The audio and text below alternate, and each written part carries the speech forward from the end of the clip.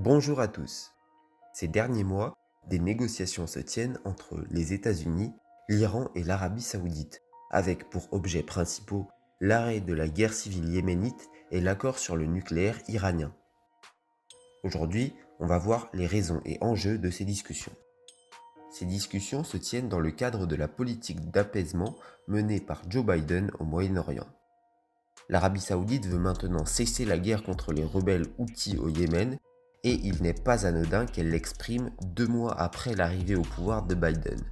C'est probablement le résultat d'incitation à un accord de paix du nouveau président américain qui mène une politique d'apaisement dans la région.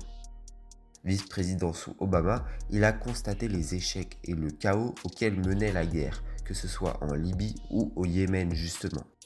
Il veut donc pacifier la région. Suivant cette idée, il veut revenir dans l'accord sur le nucléaire iranien, une de ses promesses de campagne, pour calmer les ardeurs militaires de l'Iran et refroidir les tensions économiques dans le pays. On reviendra en détail dessus plus tard. Premièrement donc, des négociations sont en cours entre l'Iran et l'Arabie saoudite pour cesser le conflit au Yémen. Le président irakien Brahim Saleh affirmait en mai que des représentants saoudiens et iraniens se sont rencontrés plusieurs fois à Bagdad en avril, leurs premiers échanges depuis la rupture de leurs liens diplomatiques en 2016. Des pourparlers entre les deux rivaux du Moyen-Orient ont également eu lieu en Irak en mai.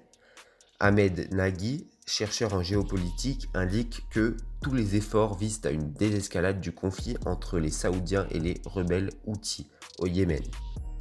Mais alors, pourquoi l'Arabie saoudite cherche-t-elle à arrêter son engagement au Yémen? Petit rappel pour commencer. Depuis 2009, l'Arabie saoudite intervient au Yémen contre les rebelles houthis en bombardant régulièrement leurs positions. Le conflit prend de plus en plus d'ampleur. En 2014, les Houthis prennent la capitale et font fuir le président yéménite Hadi en 2015. Ils contrôlent alors la majeure partie du pays. La même année, l'Arabie saoudite prend la tête d'une coalition arabe pour porter son soutien au président en exil. Mais maintenant, elle a tout intérêt à terminer cette guerre. L'intensité grandissante du conflit concentre les efforts de l'Arabie saoudite et de ses forces armées qui sont embourbées au Yémen. Elles sont mises en déroute sur le terrain. La région contrôlée par les Houthis concentre la quasi-totalité de la population du pays. En plus, les Saoudiens perdent totalement le contrôle de la situation, car d'autres mouvements opposés se développent, comme un mouvement séparatiste au sud, mais aussi des djihadistes d'Al-Qaïda. L'Arabie saoudite est donc embourbée au Yémen, sa frontière sud est menacée par les 100 000 rebelles houthis. L'arrêt du conflit libérerait donc l'armée saoudienne, la deuxième plus puissante de la région, qui pourrait alors exercer son influence ailleurs et mettrait fin à une guerre épuisante. D'autant plus que cette guerre a un coût économique important. En plus de l'investissement militaire, elle rend inexploitables de nombreux champs pétroliers de l'instable frontière sud de l'Arabie saoudite. Ils sont sujets à de régulières attaques aux drones houthis, tout comme d'autres infrastructures comme des raffineries. Mais en plus d'être un danger militaire et économique, la guerre du Yémen représente un problème diplomatique pour l'Arabie saoudite. Ces dernières années, les souffrances des civils sont de plus en plus médiatisées et de nombreuses ONG dénoncent l'implication de l'Arabie saoudite dans ce désastre humanitaire. En 2019, l'ONU incrimine le royaume saoudien pour avoir commis des crimes de guerre. L'image de l'Arabie saoudite est ainsi détériorée à l'international. En plus, en réaction, 12 pays européens comme la Belgique ou l'Allemagne ont décidé de limiter voire suspendre leur commerce d'armes avec l'Arabie saoudite. Ainsi, pour ces raisons qui s'ajoutent à de probables pressions américaines, l'Arabie saoudite veut arrêter la guerre à tout prix. Et pour ça, elle doit s'arranger avec l'Iran. Parce que oui, même si l'Iran ne l'admet pas, il est évidemment en lien avec les rebelles houthis, lien qui s'accentue au fil du temps. Le soutien iranais est affirmé par l'ONU et la coalition arabe bien sûr. D'ailleurs, les négociations entre le royaume saoudien et l'Iran débutent juste après une première proposition de cessez-le-feu faite par l'Arabie saoudite aux rebelles houthis le 22 mars 2021. Mais cette proposition de paix a été rejetée. Les Saoudiens ont donc probablement compris que s'ils veulent arrêter ce conflit, c'est avec l'Iran qu'il faut négocier, car c'est maintenant l'Iran l'acteur principal du camp Houthi. Mais malgré le désastre humanitaire que c'est, l'Iran sait qu'il n'a pas vraiment intérêt à la terminer rapidement cette guerre, étant donné évidemment qu'elle affaiblit son rival saoudien. Si l'Iran accepte de terminer la guerre, il leur faut une bonne contrepartie. Un élément important des discussions est nécessairement le contrôle politique du pays après la guerre. L'Iran peut exiger par exemple, en échange de l'arrêt de la guerre, le contrôle total du pays par les Houthis qui le soutiennent. Sinon, en échange de l'arrêt de la guerre au Yémen, il peut demander un nouvel accord sur son nucléaire avec les États-Unis avec des conditions qui lui seraient les plus favorables possibles. Parce qu'en effet, en parallèle des pourparlers Arabie Saoudite-Iran, la diplomatie américaine cherche à revenir dans l'accord sur le nucléaire iranien. D'abord, petit rappel du contexte. Dans les années 2000, l'Iran entame un programme de recherche dans l'énergie atomique pour, à terme, pouvoir se procurer l'arme nucléaire. Alors, il subit d'importantes sanctions économiques dans les secteurs financiers et un embargo sur les échanges d'armes et sur l'exportation de matières premières notamment.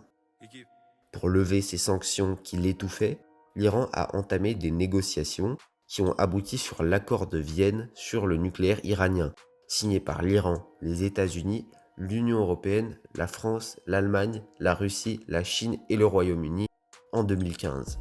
L'accord stipulait la fin des sanctions économiques imposées à l'Iran par les pays signataires, en échange en gros de l'arrêt du programme de recherche nucléaire iranien pour une durée de 15 ans. Mais le 8 mai 2018, Donald Trump fait sortir les États-Unis de cet accord. En conséquence, il a rétabli dans les mois qui ont suivi de très lourdes sanctions économiques sur l'Iran, qui veut aujourd'hui s'en débarrasser. En effet, désormais, on peut constater la crise qui touche l'économie iranienne, malgré le peu de statistiques à notre disposition. Le Fonds monétaire international indique qu'en 2019 et 2020, l'économie iranienne était en récession de respectivement 7,6 et 6%. L'inflation fait des ravages, elle devrait atteindre près de 40% cette année. Alors évidemment, l'Iran a besoin d'un nouvel accord pour sauver son économie. Mais pendant la présidence de Trump, c'était impossible, alors l'Iran avait relancé son programme nucléaire. Par contre maintenant, la situation a encore changé. Biden tient à revenir dans l'accord et donc à lever les sanctions sur l'Iran, mais à condition évidemment que l'Iran se plie aux conditions de l'accord précédent, donc que l'Iran arrête encore son programme nucléaire. Ainsi, les dirigeants iraniens seraient contraints d'encore s'adapter à la volonté d'un nouveau président américain. Ça fait la 3e fois qu'on leur présente des exigences différentes menaçant la stabilité de leur pays. Ils ont peut-être le sentiment d'être menés en bateau par les États-Unis. Cela peut les pousser à rompre définitivement leur lien avec la puissance américaine ou ce qu'ils appellent l'Occident en général, en qui ils ont probablement déjà perdu totalement confiance. En 2018, lors d'un débat au Parlement iranien, un argument marquant a ainsi été présenté.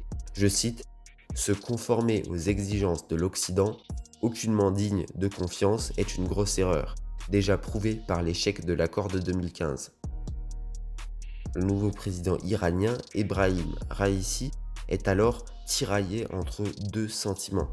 D'abord, la méfiance, la défiance envers les États-Unis qu'il a révélée en affirmant ne pas vouloir rencontrer le président américain pour régler les problèmes entre leurs deux pays.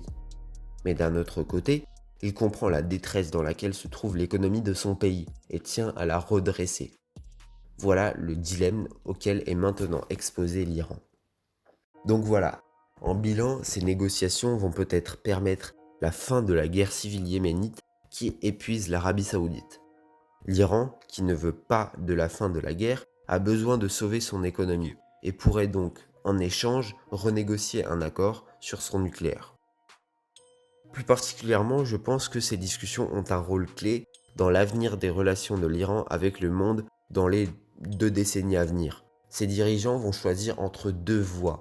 Soit l'Iran ouvre son économie sur le monde et apaise, dans une certaine mesure évidemment, ses tensions politico-militaires avec l'Occident, soit la puissance perse se referme encore plus sur elle, tant politiquement que commercialement, et continue l'opposition militaire avec l'Occident tissant peut-être des liens encore plus forts avec la Chine ou la Russie. Bon, c'est tout pour aujourd'hui. Comme d'habitude, je vous ai mis des liens en description pour approfondir vos recherches. Et sur ce, à bientôt.